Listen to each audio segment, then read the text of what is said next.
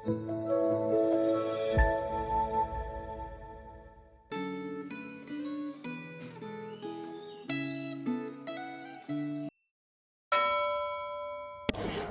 jemaat yang dikasihi Tuhan.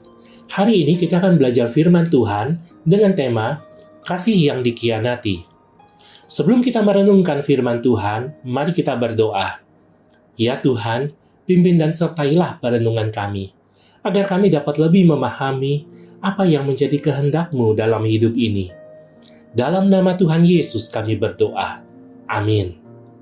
Firman Tuhan hari ini diambil dari Yehezkiel 16 ayat 15-63. Saya akan membacakan ayat 15-22. Tetapi engkau mengandalkan kecantikanmu dan kemasyhuranmu untuk melacur.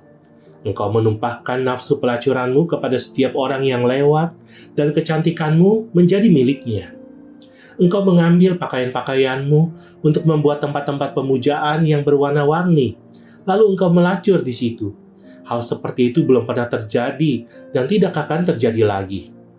Engkau mengambil juga perhiasan-perhiasanmu yang dibuat dari emas dan perak yang kuberikan kepadamu, lalu membuat bagimu patung-patung lelaki dan melacurkan diri dengan mereka. Engkau mengambil pakaianmu yang warna-warni untuk menutupi mereka dan mempersembahkan kepada mereka minyak dan dupaku. Juga makanan yang kuberikan kepadamu berupa tepung terbaik, minyak, dan madu yang kuberikan sebagai makananmu, telah engkau persembahkan kepada mereka menjadi persembahan yang harum. Demikianlah yang terjadi, firman Tuhan Allah.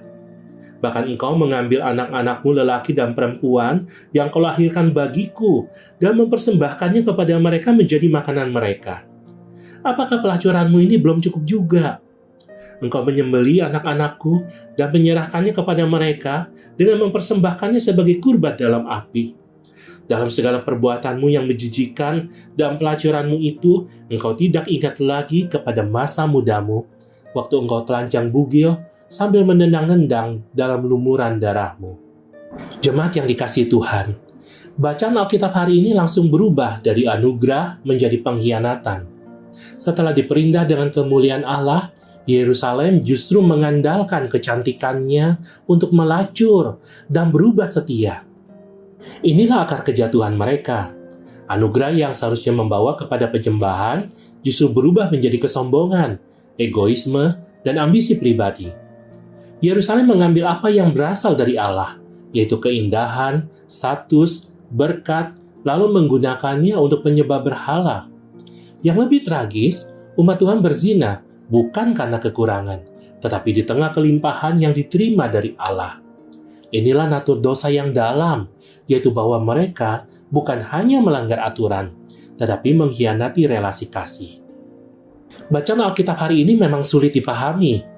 Bahasa yang dipakai sangat keras dan mengejutkan, karena dosa umat Israel digambarkan sebagai perzinahan yang tidak wajar. Mereka bukan hanya tidak setia, tetapi membayar untuk berzina. Ini adalah gambaran bahwa dosa membutakan akal sehat.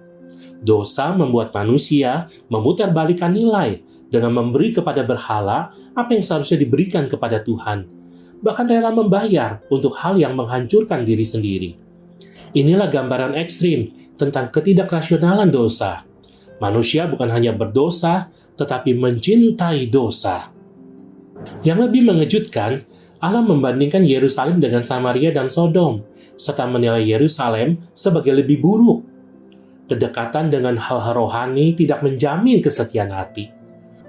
Walaupun memiliki sejarah iman, simbol-simbol agama, bahkan identitas sebagai umat Allah, mereka memberontak terhadap kebenaran Allah. Dosa yang dilakukan mereka yang dekat dengan Allah menjadi sangat serius karena dilakukan secara sadar. Oleh karena itu, Allah menghakimi dengan membuka aib dan menyerahkan mereka pada akibat dosa. Namun di tengah itu semua, Allah tidak berkata, "Aku selesai," tetapi, "Aku ingat. Aku akan mengingat perjanjianku." Dan ini menjadi titik balik yang luar biasa.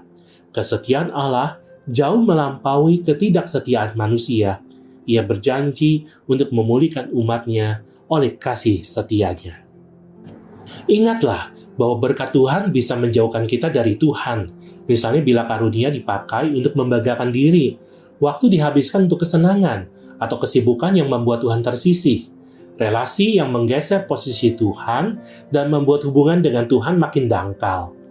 Kejatuhan iman bukan hanya bisa disebabkan oleh kekurangan, tetapi juga oleh kelimpahan.